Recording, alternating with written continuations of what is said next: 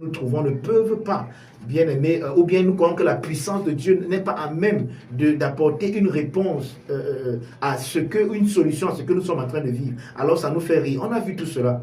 Et ce matin, nous voulons donc, par la grâce de Dieu, amorcer le 4e chapitre qui pour moi est l'un des chapitres les plus importants de ce livre. Nous voulons parler du donateur hilar. Le donateur hilar, c'est-à-dire comment donner dans l'hilarité. Et vous savez, parler du don aujourd'hui à l'église, c'est quelque chose un peu comme tabou.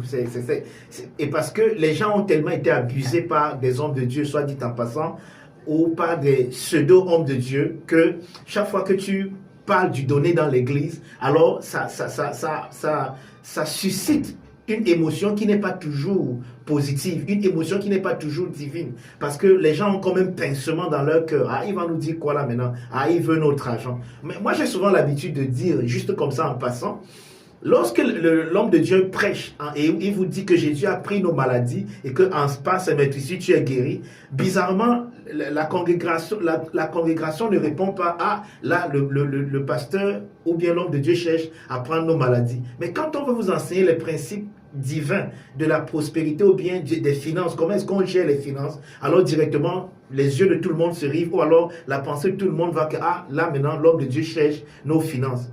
Pourquoi quand il parle de la guérison, vous ne dites pas qu'il cherche aussi nos maladies? Bon, ça c'est une idée que je donne juste en passant. Juste pour dire qu'il y a un principe financier de Dieu. Et vous allez vous rendre compte, pour ceux qui sont les lecteurs de la Bible, que Jésus parlait des finances. Jésus a parlé à profusion des finances. Il a parlé à profusion d'argent. Peut-être même plus qu'il en a parlé de la foi, etc. Donc, l'argent aujourd'hui n'est pas tabou dans l'église.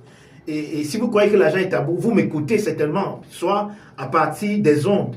Et pour avoir ces ondes, ce n'est pas gratuit. Vous m'écoutez peut-être, pardon, vous me recevez peut-être à partir de Facebook Live.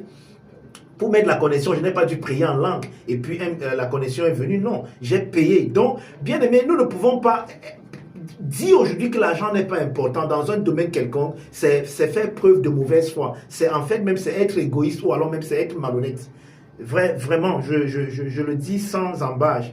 Pensez, dis aujourd'hui que non, en fait, l'argent n'est pas important, on peut servir Dieu sans argent, c'est que tu ne comprends pas. En fait, on va le voir. Il est écrit dans la Bible que l'argent est puissant. Maintenant, nous voulons te montrer comment utiliser la puissance de l'argent pour amener, comme un moyen de dévotion à Dieu, comme un moyen de dévotion au Dieu et Père de notre Seigneur Jésus-Christ. Et c'est exactement ce que nous allons voir dans ce 4e chapitre. Nous sommes tous dans le livre, nous sommes tous dans le livre Dieu rit.